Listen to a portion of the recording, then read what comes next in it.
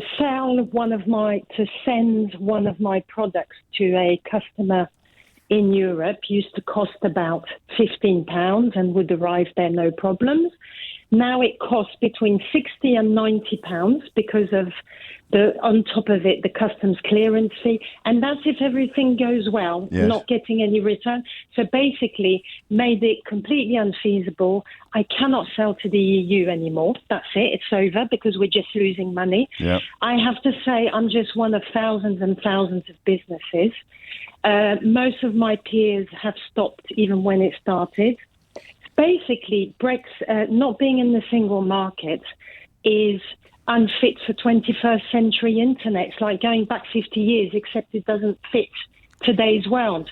And I've lost 50% of my business. So I have to say I never bought it because already knowing sending goods, for example, to Switzerland, you always had a bit of problems. Yes. So I knew it was going to be multiplied by 27.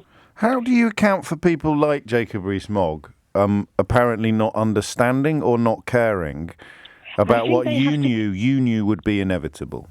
I think they have to carry on the lie because they obviously had to lie to get Brexit through. I don't think he lied. I genuinely don't think he lied. I think he was just too dozy, too thick to understand what he was talking about. He'd signed up to some sort of post-imperial Lord Snooty vision of a ladybird book vision of the UK, and everything followed on from that. Or he had to then fit the facts to his feelings, and he ended up, of course, with a bunch of facts that were absolute cobblers.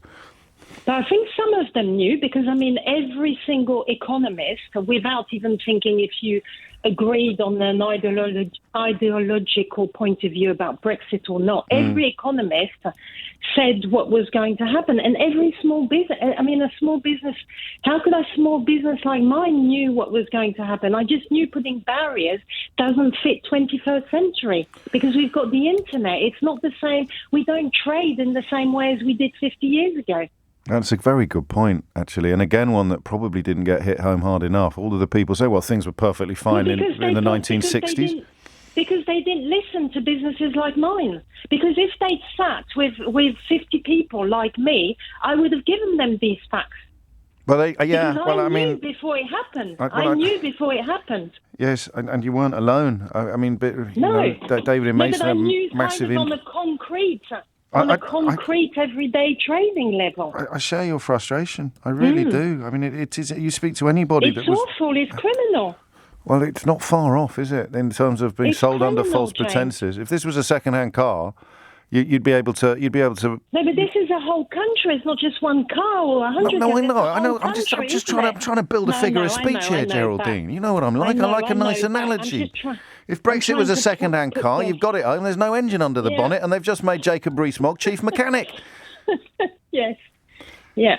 Are you going to be all right? Do you want to tell us a bit about your business? Do you want a free advert? It's the least I can do in the circumstances. I'll tell you what I'm going to do. I'm now opening a warehouse, even though it's overkill for the size of my business and the distances that I have to now use.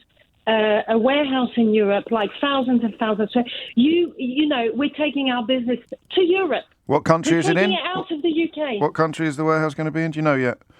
This one's going to be Slovakia. There you go. Could have been any other one. There's a Brexit benefit. There you finally. We found there's a Brexit benefit for Slovakia. Yeah. Maybe that'll be Jacob's new job. He'll just say the things really loudly. A new warehouse. Geraldine in Waltham Forest is opening a new warehouse because of Brexit. And then whisper, in Slovakia. And the bell will go dong, dong, dong.